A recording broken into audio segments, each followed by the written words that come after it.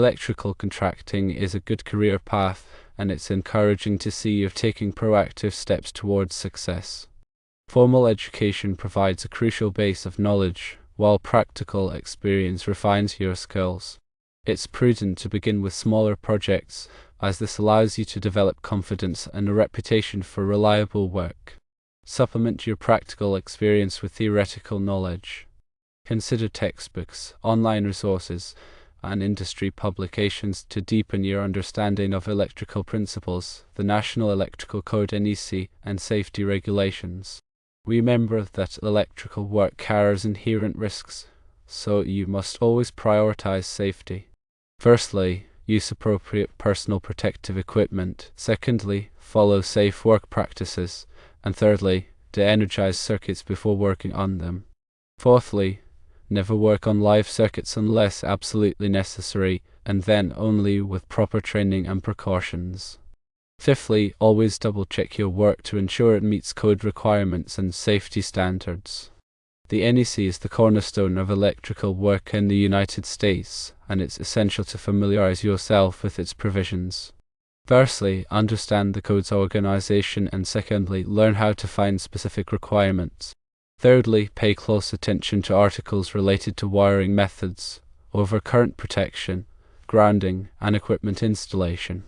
Fourthly, stay updated on code revisions, as the NEC is updated every 3 years. Grounding and bonding are critical for electrical safety. Firstly, understand the difference between grounding and bonding. Secondly, learn how to properly ground electrical systems. And thirdly, ensure all metallic components are effectively bonded to create a low impedance path for fault currents. Overcurrent protection devices, such as circuit breakers and fuses, are designed to protect circuits from overloads and short circuits. Firstly, learn how to properly size overcurrent protection devices for different circuits. Secondly, understand the characteristics of different types of breakers and fuses. And thirdly, ensure that overcurrent protection devices are properly installed and maintained. Wiring methods refer to the types of cables and conductors used in electrical installations. Firstly, familiarize yourself with different wiring methods such as non-metallic sheath cable (NM cable), metallic conduit, and cable tray. Secondly, learn how to select the appropriate wiring method for different applications. And thirdly, ensure that wiring is installed in accordance with the NEC. Electrical calculations are an essential part of electrical work. Firstly, learn how to calculate voltage drop. Secondly, conductor ampacity. And thirdly, circuit load. Fourthly, understand how these calculations affect the safety and performance of electrical systems. Single-phase power is commonly used in residential and small commercial applications. Understand the characteristics of single-phase power, including voltage, current, and power factor. Learn how to wire single-phase circuits for lighting, receptacles, and appliances. Three-phase power is used in larger commercial and industrial applications. Firstly, understand the different types of three-phase systems, such as Y and delta. Secondly, learn how to connect and troubleshoot three-phase motors and equipment. Electrical blueprints provide detailed information about electrical installations. Firstly, learn how to read and interpret electrical blueprints. Secondly, understand the symbols and notations used on blueprints. And thirdly, use blueprints to plan and execute electrical work. Test equipment is essential for troubleshooting and verifying electrical systems. Firstly, familiarize yourself with different types of test equipment, such as multimeters, clamp-on ammeters, and insulation testers. Secondly, learn how to use test equipment to measure voltage, current, resistance, and other electrical parameters. And thirdly, use test equipment to diagnose electrical problems and ensure system safety. Motor control circuits are used to control the operation of electric motors. Firstly, understand the components of motor control circuits, such as starters, relays, and limit switches. Secondly, learn how to wire and troubleshoot motor control circuits. And thirdly, ensure that motor control circuits are properly designed and installed. Lighting systems are an important part of any electrical installation. Firstly, familiarize yourself with different types of lighting, such as incandescent, fluorescent, and LED. Secondly, learn how to design and install lighting systems that meet the needs of the occupants and comply with energy codes. And thirdly, understand the principles of lighting control, such as dimming and occupancy sensing. As you gain experience, consider specializing in a particular area of electrical work, such as residential wiring, commercial wiring, industrial wiring, or low-voltage systems. Specializing can help you to develop expertise and command higher rates. Staying up to date on the latest technologies and trends is essential for career advancement. Firstly, attend industry conferences and trade shows. Secondly, read industry publications. And thirdly, take continuing education courses to enhance your knowledge and skills. Networking with other electricians, contractors, and suppliers can provide valuable opportunities for learning, collaboration, and business development. Firstly, join professional organizations. Secondly, attend industry events. And thirdly, build relationships with people in the electrical trade. Starting your own electrical contracting business can be a rewarding experience, but it also requires careful planning and execution. Firstly, develop a business plan. Secondly, obtain the necessary licenses and insurance. And thirdly, build a strong reputation for quality work and customer service. Electrical safety is always the top priority. Firstly, adhere to all safety regulations, and secondly, use safe work practices to prevent accidents and injuries.